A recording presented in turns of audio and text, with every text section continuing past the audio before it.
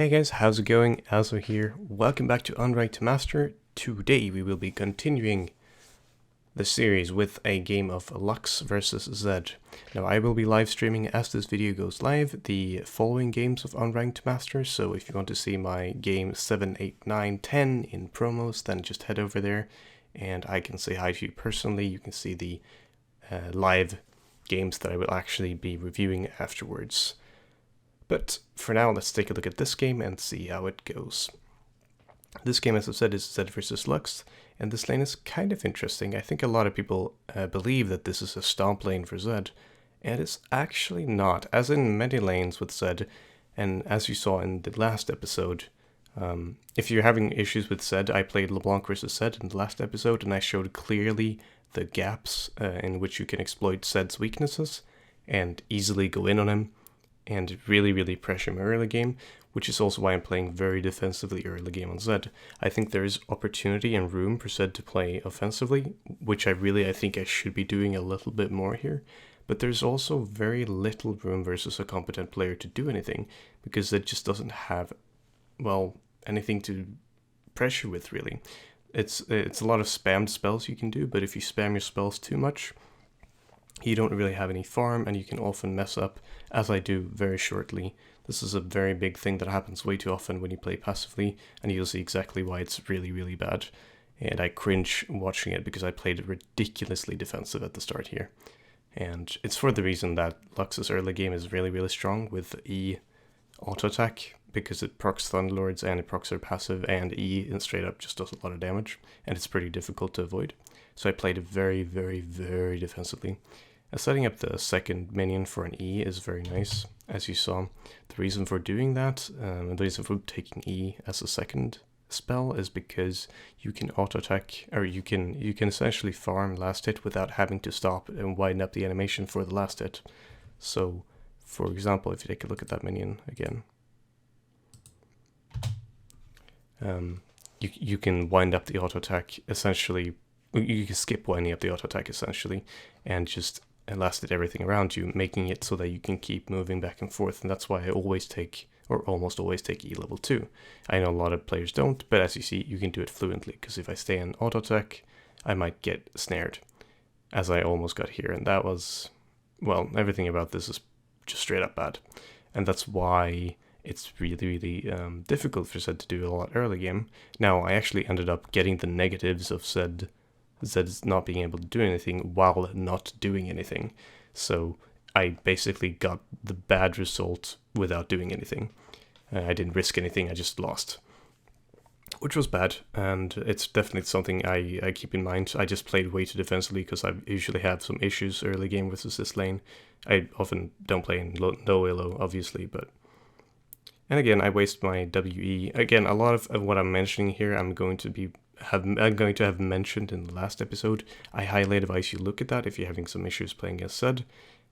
I think 2 times is enough to say to advise that you watch it.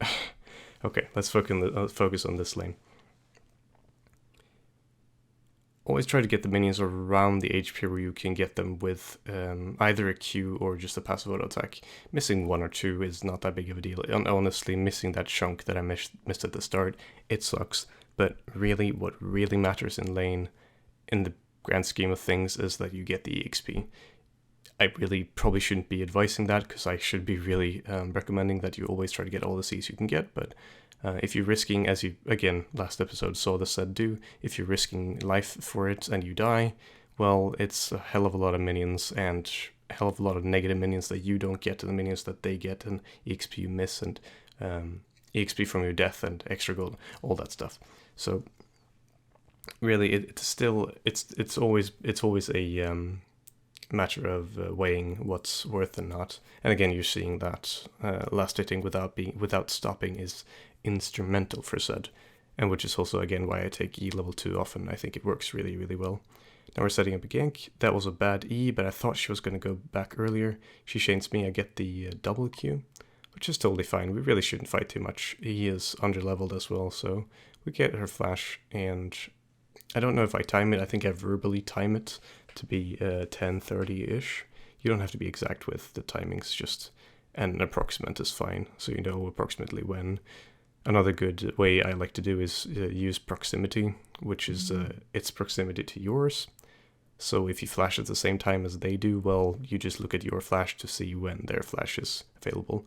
This is walking forward like that is to bait her to stay. This is deliberately taking minion damage to make it look like, hey, I can actually stay, but I have ultimate up, so it's also a way to check if she's recalling or not. So if she is recalling, I can either prevent it, stop the recalling, or deal damage to her to stop the recalling. Or I can just see, hold and see if she's going to recall at all. And if she does recall, you just shove out the lane, because then they're back and you can shove out and they don't get the CS, because usually they don't get boots on the first back. It takes a lot of time to get back. So at this point, she is very, very close to dying. One good W will do it, and I think I do it right here, but I also mess up pretty big because I go greedy. Okay, actually, no mind. I think I greed out a lot on my summoners, and I should probably work on that myself. It's not that big of a deal, but start considering recalling, mainly because I don't know if she was shoving a little bit, so I didn't know if I was going to do it. And now that the double one hit and she misses her Q, I thought I could go in, but I somehow managed to get hit by the laser, which, you know, it was stupid. I could have flashed out, it would have been fine. But I greeted my summoner spells and waited too long and then still got hit. So it was just straight up. The setup was really good, but the execution was fine. It was just the ending part of it just didn't really work out. Now, of course, we have W's. We'll get back to lane faster unless she buys boots. Then we'll probably still get back to lane faster. And since it's pushing towards us, we still basically only won from this trade. Because, well, she has TP though, so you might lose on that part, but because she also used flash before, which means, well, she's a sitting duck now that we have Dirk and Hexdrinker, which means essentially we win any trade at this point. So no matter how poorly you were doing before, when you've gotten the Hexdrinker, and especially when you gotten the Dirk and especially the Hexdrinker, you really should focus on, well, engaging and fighting as much as you can. Especially since I see that she's not buying Seekers, so apologies if I'm mumbling a little bit, by the way. This is recorded very late because I need to prepare this for tomorrow, because I'm doing, as I said, stream tomorrow, or well, today, I suppose. So I need to prepare this ahead of time because I want to stay consistent and upload content all the time, because I'm getting really, really positive feedback, and while I'm watching this and editing this, it's actually really okay level. I thought the ramblings was going to be not very educational, but there's a lot of small points I'm actually being able to verbalize that I haven't, or vocalize, that I haven't been able to do before, which is just really, really nice, because there's a lot of things that I want to say that I just don't know how to put into a video. So I hope that this is coherent. I think I've said that in the previous episodes. You'll have to forgive me for that. Ultimate's up again, so as I said, we should try fighting, and essentially her E does no damage at this point with Hexdrinker up, so if I get a good W now, we can dive. That was a bad W. Again, I'm playing relatively passively. I think I'm playing way too defensively. It's very uncertain. If you look at my playstyle here, it's very uncertain if I should push or if I should go all in, or what I should be doing. And it's not very good because this is a very big spike for Zed. So I really shouldn't be so hesitant. Okay, this is good. Always wait for, we'll review that slowly. That's a double Q also as well. If Malphite had been more keen, we could have, well, we still get it, but let's take a look at that again. Dodging things with the ultimate is kind of become second nature for most ZED players, but there's a reason. There's like a certain wind up that you start seeing, or at least start expecting based on where you're standing. So I believe there was a ping that someone pinged that Jax was there, but honestly it didn't really matter to me. He came right now. Double Q means that she's dead. I get the passive, and then you see her starting to wind up. Or rather, it's not even the wind up, it's just that you see her. That's a double Q again for my shadow and for myself. You see that Lux starts to turn. She's running, and then she starts to turn. And of course, here's A+ in geometry. geometry? Yeah, geometry, I think. I shouldn't have said that now, I feel stupid if that's wrong. It's a longer range Q that also curves around minions in a good way, so as to not get reduced damage, because if I just threw it straight on top of the minions, there's a good risk that the damage gets reduced, because if it goes through a minion or a champion or anything else, the secondary targets gets reduced damage. So, but the wind-up is the big part of how you play around while dodging skill shots, essentially. If they're running and turning, which is also why a lot of people do that to bait. That was a really bad E, by the way. I could have gotten that minion, but I didn't. And that was, I don't even know. But yeah, I think it's kind of clear. A lot of people bait by just turning around while they're running, and that if she'd done that, I would have ulted, and then I would have gotten stuck under turret because she would have queued behind her, which means, well, I'm stuck in the turret. But that's kind of unusual. People usually, even in high elo, people usually get flustered at that point because they just want him snared and dead. But it's usually not that easy. So bot lane got their turret. We're doing pretty well. I've gotten my Maw.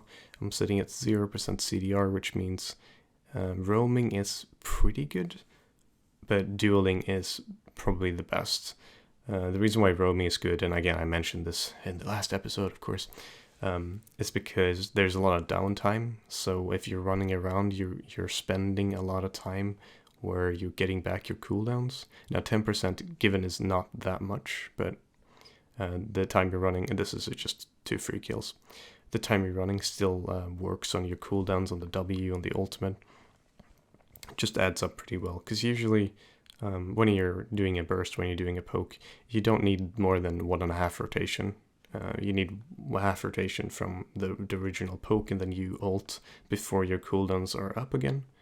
And when you ult before the death mark explodes, you'll have your cooldowns up again, you'll have your energy back again, and you can burst just by the edge, just by the end of the death mark, and then they die, hopefully. So you actually can manage with 0% CDR. I really don't recommend not buying CDR, obviously. And there's so many great CDR items right now that you really can't get away with not buying CDR. You should pretty much every game have a Yomas and a Black Cleaver. I really can't see a game where I wouldn't buy that. And if I'm not buying either of those, then I'm picking up a Death Stance probably. It's just too good not to have. But it does put a lot of pressure on the Zed player to actually be able to manage both the cooldowns of the W, but also above all the energy. But because if you get more cooldown reduction, you can spam more, and if you can spam more, well, you run out of energy more, unless you know what you're doing. So we can easily shove this. We have currently just from items we have 20 flat armor penetration. Should add up to something over 40, I believe. Something like 41-ish. I don't exactly remember what you have at level 11, but just flat armor penetration marks plus precision in the cunning tree gives you a lot of flat armor penetration, and add up the Yomas I'm getting, it's really strong. So I just need to have a little bit of a delay between poking and ulting so that I don't get stuck in a situation where, this is also a good bait by the way, taking damage by turret here makes it work forward for no reason because she already wasted Q, and of course sticky ultimate is just optimal in all situations. Even though it might seem like it's just enemy messing up, in most situations when you use the sticky ultimate, if it's deliberate, you know that they're going to try to do something defensive. So I do not want to talk about that. That was just okay. Everyone has done the faceplant. Let's not kid ourselves here. I don't care whatever you're playing. You face planted. You use flash. You face planted. But yeah, doing the sticky ultimate usually works pretty well. Take a look at that again. But yeah, just taking damage from turret usually lures people into a false sense of security because they think they have the turret on the advantage on their side, because they think, well, if they go close, you'll turn your attention to them, and then, well, the turret will keep attacking them, but instead you just take down the turret, so Q's down, there's really no reason for it to go close. And really, had she flashed afterwards, it would have been problematic, but I still would have gotten a double Q in, which honestly was more than enough. Not more than enough, but honestly was enough to kill her, so it didn't really matter. It was still fancy though, and we have her flash now, so for next fight she's essentially a sit and duck. Let's watch this beautiful faceplant again.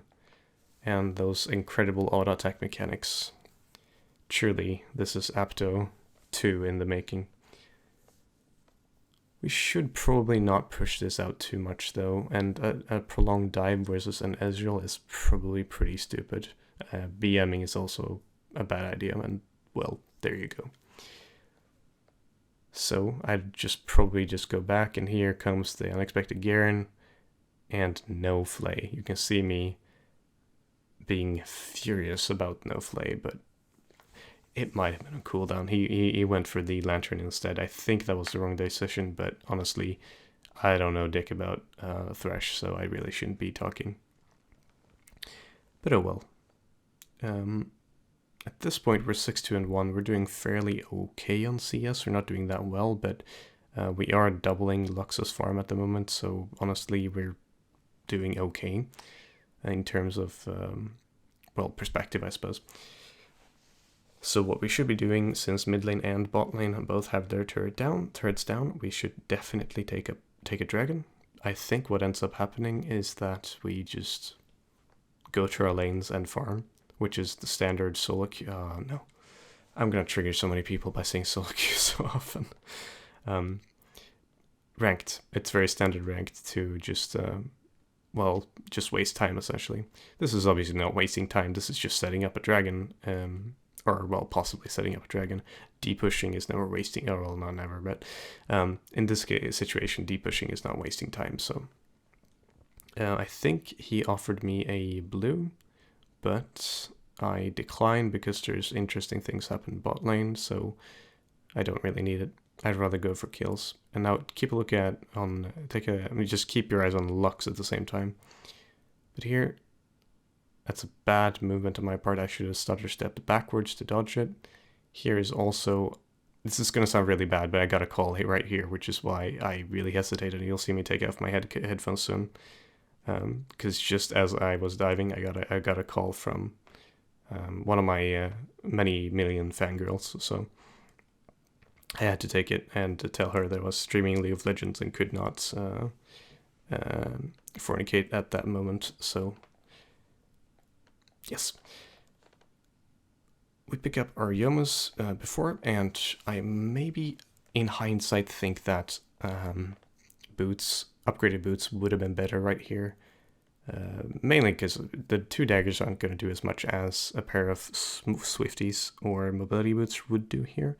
This is one of the games where I think actually in hindsight mobility boots was really good, because I end up running a lot between mid lane and bot lane, and I could definitely have done a lot top lane because he was going MR versus the AP Teemo, which gave me a lot of opportunity to, well, kill him essentially, and giving someone who's just AFKing top lane, giving them extra pressure and advantage in lane is gigantic. Because if they're the only thing the top laner is going to do all game is split push, well, you fucking better make sure that he wins the split push, right? So far he's doing well, because, well, no matter if he's 0-4 right now, he's taking the turret, he's out farming, and he's just creating pressure. It's just like a Tryndamere. He just, by crit, by damage, just run top lane and attack everything that moves in your way. You die, you just keep going. So a big focus is just making sure that if you notice it's an AFK top laner, well, give them a gank or two and make sure that they win, and then just focus on the game and let them create the free pressure.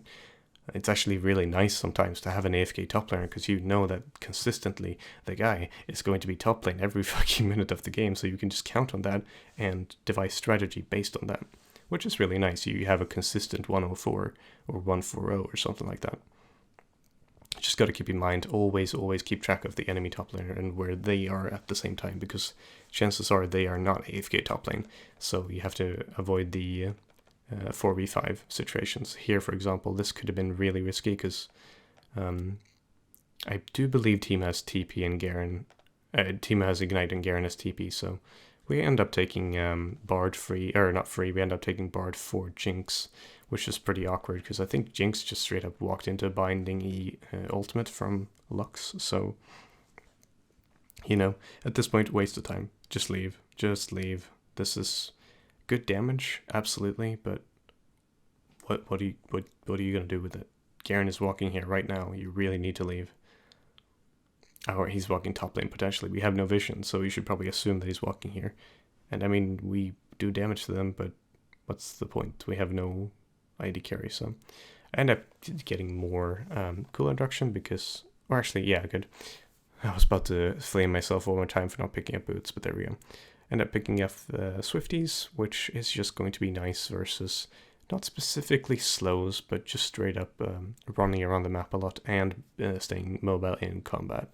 I know that Swifties have kind of dropped off in popularity, but I played them even before they were... I did it before it was cool, obviously.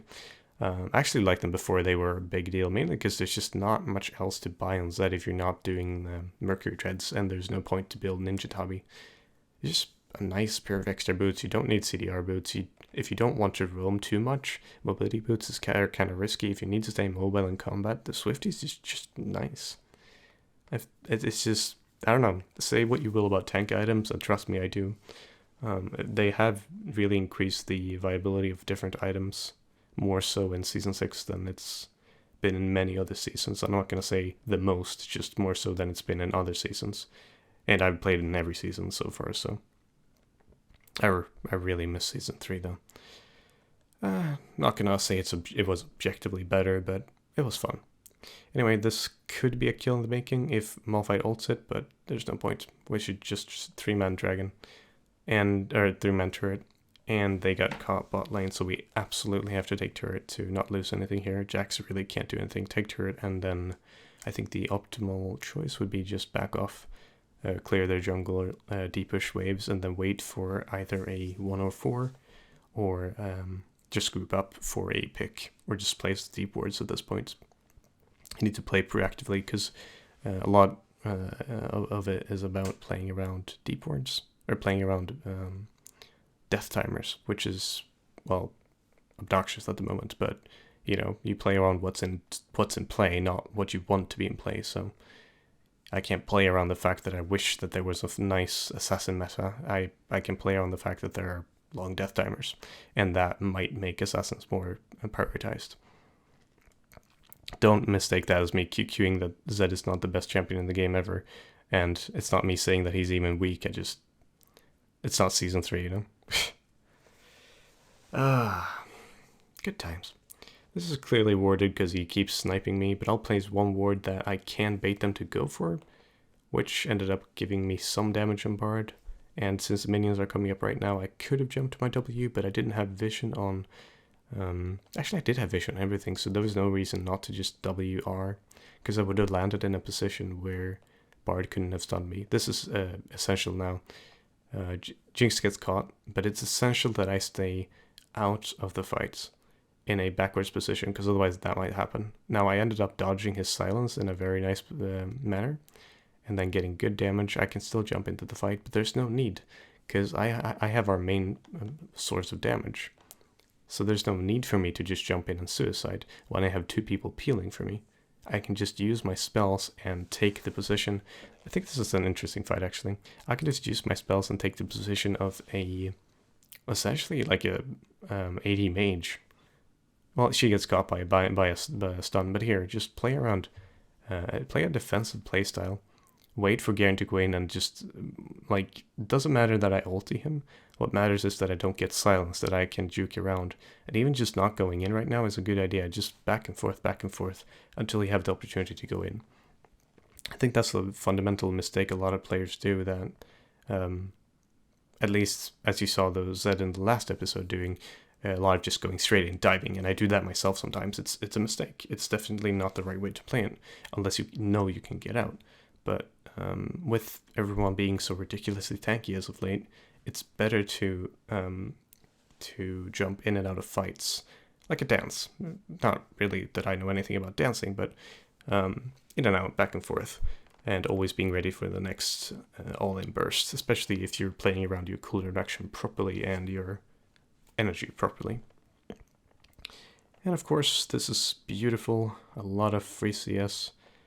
Not maybe not the most optimal way of clearing it, but honestly, who's keeping score? Except for, you know, all the people watching and complaining that I missed CS last video. Oh, dude, no idea how much I cringed watching that.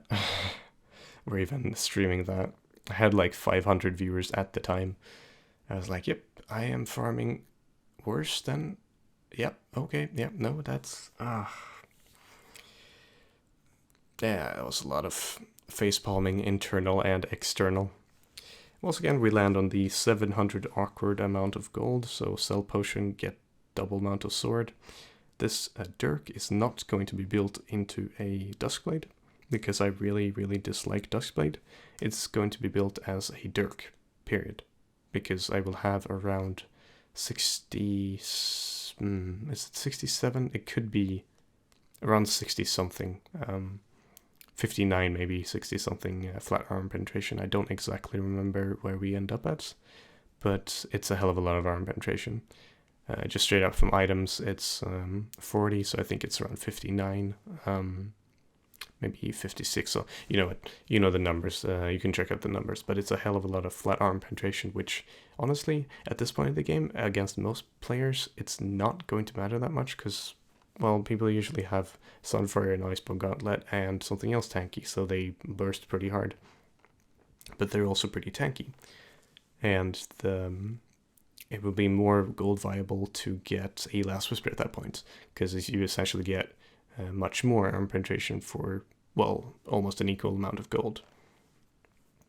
But it's still nice with the Dirk, and the build path is very smooth as well, because you can balance that 700 awkward gold value. And here it's just about sieging somehow, and our team has grouped up so we can do really nicely on sieges. I don't think I decide to do a 3-1 or 1-1-3 here, because straight up we just have good dive, and as you see, don't really need it. We're just too far ahead for them to do anything. They could probably have done something if they had dove on one of our carries, but they just didn't end up doing any of it. This was a mistake, by the way. And I have end up using my ultimate once again for dodging purposes, which, again, it's not that bad. Just keeping them around and playing a semi-defensive playstyle in teamfights, it's really not that bad. It could have been played better, obviously, but when you're in the situation and you found yourself in the bad position, it's better to just play with what you have in that situation than trying to be like, I have to make it the most optimal imaginable. Because in the end, it's not just about your gold 3 ZED montage, it's also about the teamwork and essentially if you destroy the enemy nexus or not. And here I'm uncertain if I should go for Bork or not. I think I end up doing Death Stance, yeah. Mainly because I just wanted the 40% cooler reduction in this fight, or in this game, because I needed my ultimate in so many situations. There were so many prolonged fights that I wanted to potentially have it up again. And also being able to spam my W as a kind of a AD caster, which I ended up doing in a lot of fights because I just couldn't get a clean ultimate on anyone. Because, you know, Lux had Zhonya's and so many were tanky, and Ezreal had a lot of peel, so just playing around with spell damage instead and having, like, using my own peel is probably better. And I walked straight into a interesting ambush. This is a nice predict on where he was gonna go, because there was only one way that wall was going to lead to, and then straight up just auto-attack Garen until he's hamburger, or muscle burger. I guess that's hamburger. Well, I know it's not a cow, but you know what, we're gonna stop that before I embarrass myself. We end up, we have 2 inhibitors, so at this point the game is essentially just finished. Muscle burger, I don't even know. Okay, this should be a free turret. They're pretty dead, and we're pretty fed. And I have ultimate up in 10 seconds again because 40% CDR. So I think we just straight up. Oh, he sniped sure again. This Ezreal is on fire, and this, well, he sets people on fire, and this Jinx has been set on fire. I don't even know. We end up killing Bard because he suicided trying to get another pick. And honestly, At this point, I'm running out of energy. We're running into the issue I presented before, where if you have too much CR, well, you just straight up run out of energy, so... And here it's KDA hunting. Shameless KDA hunting. Well, it's a little bit shameful, actually. And that should be game. Whew. Don't remember if I do any push-ups here, though. As you know, I do 10 push-ups for every death. So, in this Unranked to Master tier, I do 10 push-ups for every death, and I can split them up between games. Usually this ends up in the 20 to 40 push-ups, depending on, and sometimes you're unlucky and have to do a little bit more than that. But in either case, I don't think I'm going to show that. I'm just going to end it here. We did most of the damage, not most of the damage to champions, because Tima was sitting in top lane and auto-attacking that Garen, so yeah. Bringing off that shirt, doing that lovely striptease. But that's enough for me. Thank you guys very much for watching. It's been a pleasure hosting you all. And again, if you're watching this immediately when it comes out, feel free to hop over to the stream and you can see me doing all of this live. And yeah, we'll have a lot of fun. I'll see you guys then. Peace.